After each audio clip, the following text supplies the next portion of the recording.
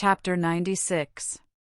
The contract, 3 days after the scene we have just described, namely towards 5 o'clock in the afternoon of the day fixed for the signature of the contract between Mademoiselle Eugénie Danglars and Andrea Cavalcanti, whom the banker persisted in calling Prince. A fresh breeze was stirring the leaves in the little garden in front of the Count of Monte Cristo's house, and the Count was preparing to go out, while his horses were impatiently pawing the ground, held in by the coachman, who had been seated a quarter of an hour on his box. The elegant phaeton with which we are familiar rapidly turned the angle of the entrance gate, and cast out on the doorsteps Andrea Cavalcanti, as decked up and gay as if he were going to marry a princess. He inquired after the Count with his usual familiarity, and ascending lightly to the first story met him at the top of the stairs. The Count stopped on seeing the young man. As for Andrea, he was launched, and when he was once launched, nothing stopped him. "Ah, good morning, my dear Count," said he. "Ah, Andrea," said the latter, with his half-jesting tone, "how do you do?" "Charmingly, as you see. I am come to talk to you about 1,000 things, but, first tell me, were you going out or just returned?" "I was going out, sir." "Then, in order not to hinder you, I will get up with you if you please in your carriage, and Tom shall follow with my phaeton in tow." "No," said the Count, with an imperceptible smile of contempt, for he had no wish to be seen in the young man's society. "No, I prefer listening to you here, my dear Andrea. We can chat better indoors, and there is no coachman to overhear our conversation." The Count returned to a small drawing-room on the first floor, sat down, and crossing his legs motioned to the young man to take a seat also. Andrea assumed his gayest manner. "You know, my dear Count," said he, "the ceremony is to take place this evening. At 9 o'clock the contract is to be signed at my father-in-law's." "Ah, indeed?" said Monte Cristo. "What, is it news to you? Has not Danglars informed you of the ceremony?" "Oh, yes," said the Count, "I received a letter from him yesterday, but I do not think the hour was mentioned. Possibly my father-in-law trusted to its general notoriety." "Well," said Monte Cristo, "you are fortunate, Cavalcanti. It is a most suitable alliance you are contracting, and Mademoiselle Danglars is a handsome girl." "Yes, indeed she is," replied Cavalcanti, in a very modest tone. "Above all, she is very rich, at least, I believe so," said Monte Cristo. "Very rich, do you think?" replied the young man. "Doubtless, it is said Danglars conceals at least half of his fortune."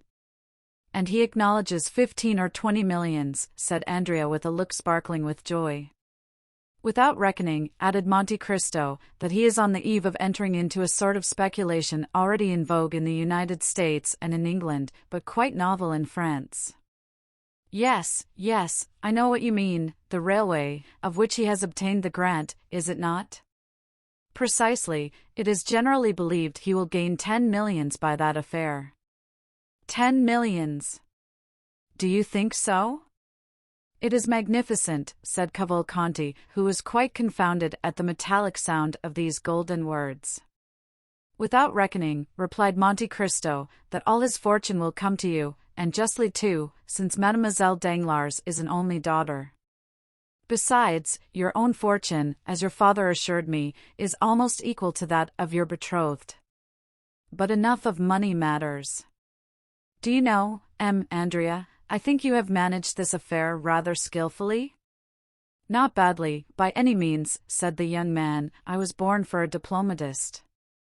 "Well, you must become a diplomatist. Diplomacy, you know, is something that is not to be acquired, it is instinctive."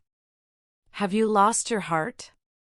"Indeed, I fear it," replied Andrea, in the tone in which he had heard Duranty or Villiers reply to Alceste, 21, at the Théâtre Français.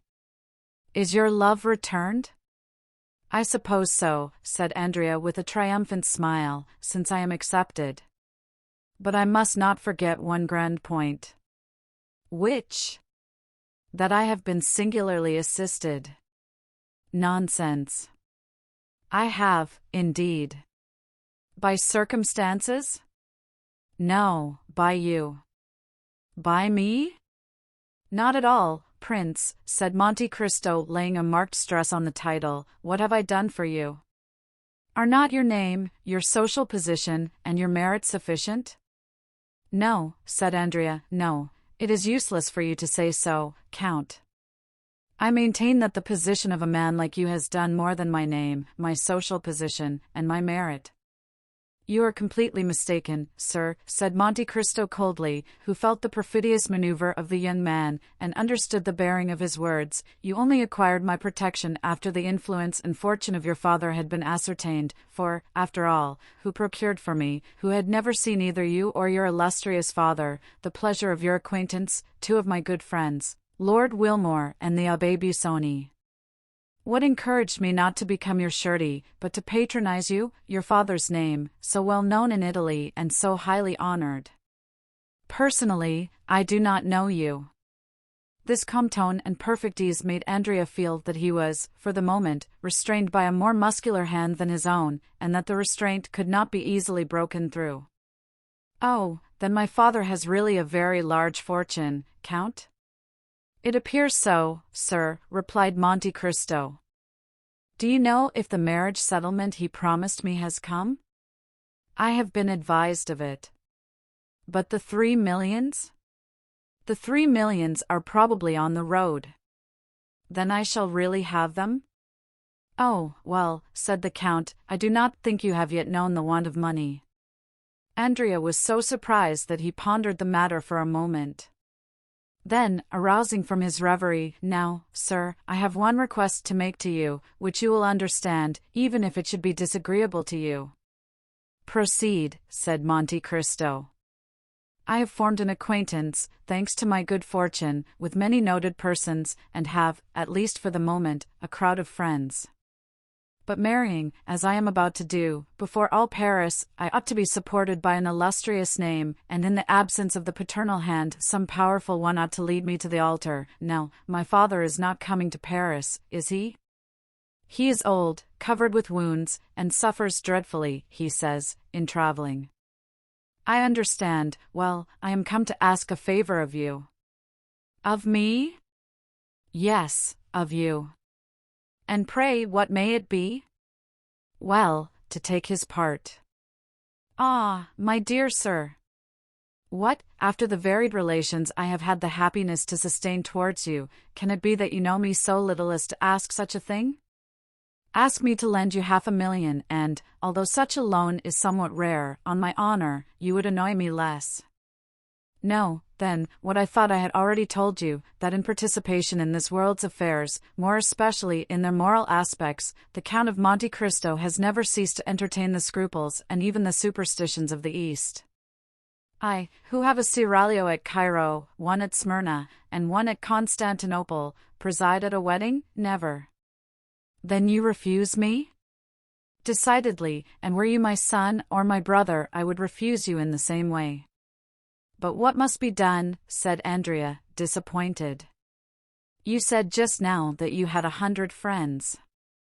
Very true, but you introduced me at M. Danglars. Not at all. Let us recall the exact facts. You met him at a dinner party at my house, and you introduced yourself at his house. That is a totally different affair. Yes, but, by my marriage, you have forwarded that. Not in the least, I beg you to believe. Recollect what I told you when you asked me to propose you. Oh, I never make matches, my dear prince, it is my settled principle. Andrea bit his lips. But, at least, you will be there? Will all Paris be there? Oh, certainly. Well, like all Paris, I shall be there too, said the Count. And will you sign the contract? I see no objection to that, my scruples do not go thus far. Well, since you will grant me no more, I must be content with what you give me. But one word more, Count. What is it? Advice. Be careful, advice is worse than a service. Oh, you can give me this without compromising yourself. Tell me what it is. Is my wife's fortune 500,000 livres? That is the sum M. Danglars himself announced. Must I receive it, or leave it in the hands of the notary? This is the way such affairs are generally arranged when it is wished to do them stylishly. Your two solicitors appoint a meeting, when the contract is signed, for the next or the following day, then they exchange the two portions, for which they each give a receipt, then, when the marriage is celebrated, they place the amount at your disposal as the chief member of the alliance. Because, said Andrea, with a certain ill-concealed uneasiness, I thought I heard my father-in-law say that he intended embarking our property in that famous railway affair of which you spoke just now. Well, replied Monte Cristo, it will be the way, everybody says, of trebling your fortune in 12 months. Baron Danglars is a good father, and knows how to calculate. In that case, said Andrea, everything is all right, excepting your refusal, which quite grieves me. You must attribute it only to natural scruples under similar circumstances. Well, said Andrea, let it be as you wish. This evening, then, at 9 o'clock. Adieu till then. Notwithstanding a slight resistance on the part of Monte Cristo, whose lips turned pale, but who preserved his ceremonious smile, Andrea seized the Count's hand, pressed it, jumped into his phaeton, and disappeared. The 4 or 5 remaining hours before 9 o'clock arrived, Andrea employed in riding, paying visits, designed to induce those of whom he had spoken to appear at the bankers in their gayest equipages, dazzling them by promises of shares in schemes which have since turned every brain, and in which Danglars was just taking the initiative. In fact, at 8:30 in the evening the grand salon, the gallery adjoining, and the 3 other drawing-rooms on the same floor, were filled with a perfumed crowd, who sympathized but little in the event, but who all participated in that love of being present wherever there is anything fresh to be seen. An academician would say that the entertainments of the fashionable world are collections of flowers, which attract inconstant butterflies, famished bees, and buzzing drones. No one could deny that the rooms were splendidly illuminated, the light streamed forth on the gilt mouldings and the silk hangings, and all the bad taste of decorations, which had only their richness to boast of, shone in its splendor. Mademoiselle Eugénie was dressed with elegant simplicity in a figured white silk dress, and a white rose half concealed in her jet-black hair was her only ornament, unaccompanied by a single jewel. Her eyes, however, betrayed that perfect confidence which contradicted the girlish simplicity of this modest attire. Madame Danglars was chatting at a short distance with Debray, Beauchamp, and Château Debray was admitted to the house for this grand ceremony, but on the same plane with everyone else, and without any particular privilege. M. Danglars, surrounded by deputies and men connected with the revenue, was explaining a new theory of taxation which he intended to adopt when the course of events had compelled the government to call him into the ministry. Andrea, on whose arm hung one of the most consummate dandies of the opera, was explaining to him rather cleverly, since he was obliged to be bold to appear at ease, his future projects, and the new luxuries he meant to introduce to Parisian fashions with his 175,000 livres per annum. The crowd moved to and fro in the rooms like an ebb and flow of turquoises, rubies, emeralds, opals, and diamonds. As usual, the oldest women were the most decorated, and the ugliest the most conspicuous. If there was a beautiful lily, or a sweet rose, you had to search for it, concealed in some corner behind a mother with a turban, or an aunt with a bird off paradise. At each moment, in the midst of the crowd, the buzzing, and the laughter, the doorkeeper's voice was heard announcing some name well known in the financial department, respected in the army, or illustrious in the literary world, and which was acknowledged by a slight movement in the different groups. But for one whose privilege it was to agitate that ocean of human waves, how many were received with a look of indifference or a sneer of disdain? At the moment when the hand of the massive timepiece, representing Endymion asleep, pointed to 9 on its golden face, and the hammer, the faithful type of mechanical thought, struck 9 times, the name of the Count of Monte Cristo resounded in its turn, and as if by an electric shock all the assembly turned towards the door. The Count was dressed in black, and with his habitual simplicity, his white waistcoat displayed his expansive noble chest, and his black stock was singularly noticeable because of its contrast with the deadly paleness of his face. His only jewellery was a chain, so fine that the slender gold thread was scarcely perceptible on his white waistcoat. A circle was immediately formed around the door. The Count perceived at one glance Madame Danglars at one end of the drawing-room, M. Danglars at the other, and Eugénie in front of him. He first advanced towards the Baroness, who was chatting with Madame de Villefort, who had come alone, Valentine being still an invalid, and without turning aside, so clear was the road left for him, he passed from the Baroness to Eugénie, whom he complimented in such rapid and measured terms, that the proud artist was quite struck. Near her was Mademoiselle Louise d'Armilly, who thanked the Count for the letters of introduction he had so kindly given her for Italy, which she intended immediately to make use of. On leaving these ladies, he found himself with Danglars, who had advanced to meet him. Having accomplished these three social duties, Monte Cristo stopped, looking around him with that expression peculiar to a certain class, which seems to say, "I have done my duty, now let others do theirs." Andrea, who was in an adjoining room, had shared in the sensation caused by the arrival of Monte Cristo, and now came forward to pay his respects to the Count. He found him completely surrounded, all were eager to speak to him, as is always the case with those whose words are few and weighty. The solicitors arrived at this moment and arranged their scrawled papers on the velvet cloth embroidered with gold, which covered the table prepared for the signature. It was a gilt table supported on lion's claws. One of the notaries sat down, the other remained standing. They were about to proceed to the reading of the contract, which half Paris assembled was to sign. All took their places, or rather the ladies formed a circle, while the gentlemen, more indifferent to the restraints of what Boileau calls the style énergique, commented on the feverish agitation of Andrea, on M. Danglars' riveted attention, Eugénie's composure, and the light and sprightly manner in which the Baroness treated this important affair. The contract was read during a profound silence. But as soon as it was finished, the buzz was redoubled through all the drawing-rooms, the brilliant sums, the rolling millions which were to be at the command of the two young people, and which crowned the display of the wedding presents and the young lady's diamonds, which had been made in a room entirely appropriated for that purpose, had exercised to the full their delusions over the envious assembly. Mademoiselle Danglars' charms were heightened in the opinion of the young men, and for the moment seemed to outvie the sun in splendor. As for the ladies, it is needless to say that while they coveted the millions, they thought they did not need them for themselves, as they were beautiful enough without them. Andrea, surrounded by his friends, complimented, flattered, beginning to believe in the reality of his dream, was almost bewildered. The notary solemnly took the pen, flourished it above his head, and said, "Gentlemen, we are about to sign the contract." The Baron was to sign first, then the representative of M. Cavalcanti, Sr., then the Baroness, afterwards the future couple, as they are styled in the abominable phraseology of legal documents.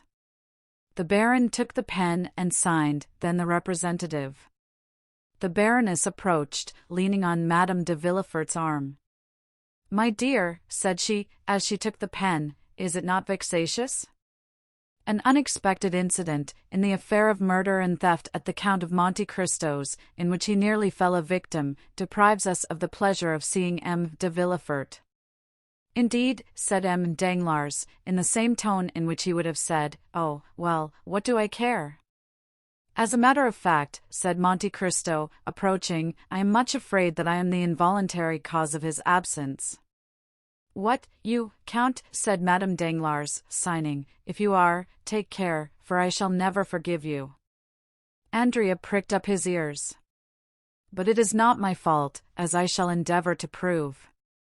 Everyone listened eagerly. Monte Cristo, who so rarely opened his lips, was about to speak. "You remember," said the Count, during the most profound silence, "that the unhappy wretch who came to rob me died at my house. The supposition is that he was stabbed by his accomplice on attempting to leave it." "Yes," said Danglars. "In order that his wounds might be examined, he was undressed, and his clothes were thrown into a corner, where the police picked them up, with the exception of the waistcoat, which they overlooked." Andrea turned pale, and drew towards the door. He saw a cloud rising in the horizon, which appeared to forebode a coming storm. "Well, this waistcoat was discovered today, covered with blood, and with a hole over the heart." The ladies screamed, and 2 or 3 prepared to faint. "It was brought to me. No one could guess what the dirty rag could be. I alone suspected that it was the waistcoat of the murdered man." My valet, in examining this mournful relic, felt a paper in the pocket and drew it out. It was a letter addressed to you, Baron. To me? Cried Danglars. Yes, indeed, to you. I succeeded in deciphering your name under the blood with which the letter was stained, replied Monte Cristo, amid the general outburst of amazement.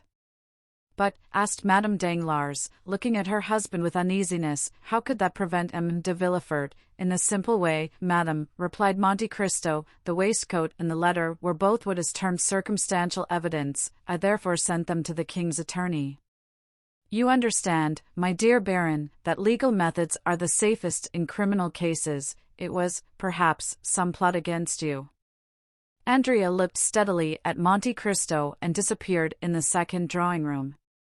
Possibly, said Danglars, was not this murdered man an old galley slave? Yes, replied the Count, a felon named Cadaris. Danglars turned slightly pale. Andrea reached the anteroom beyond the little drawing-room. But go on signing, said Monte Cristo. I perceive that my story has caused a general emotion, and I beg to apologize to you, Baroness, and to Mademoiselle Danglars. The Baroness, who had signed, returned the pen to the notary. Prince Cavalcanti, said the latter. Prince Cavalcanti, where are you? Andrea, repeated several young people, who were already on sufficiently intimate terms with him to call him by his Christian name. Call the prince, inform him that it is his turn to sign, cried Danglars to one of the floor-keepers. But at the same instant the crowd of guests rushed in alarm into the principal salon as if some frightful monster had entered the apartments, quærens quem deveret. There was, indeed, reason to retreat, to be alarmed, and to scream. An officer was placing 2 soldiers at the door of each drawing-room, and was advancing towards Danglars, preceded by a commissary of police, girded with his scarf. Madame Danglars uttered a scream and fainted. Danglars, who thought himself threatened, certain consciences are never calm, Danglars even before his guests showed a countenance of abject terror. What is the matter, sir? Asked Monte Cristo, advancing to meet the commissioner. Which of you gentlemen, asked the magistrate, without replying to the Count, answers to the name of Andrea Cavalcanti? A cry of astonishment was heard from all parts of the room. They searched, they questioned. But who then is Andrea Cavalcanti? Asked Danglars in amazement. A galley slave, escaped from confinement at Toulon. And what crime has he committed? He is accused, said the commissary with his inflexible voice, of having assassinated the man named Cadaris, his former companion in prison, at the moment he was making his escape from the house of the Count of Monte Cristo. Monte Cristo cast a rapid glance around him. Andrea was gone.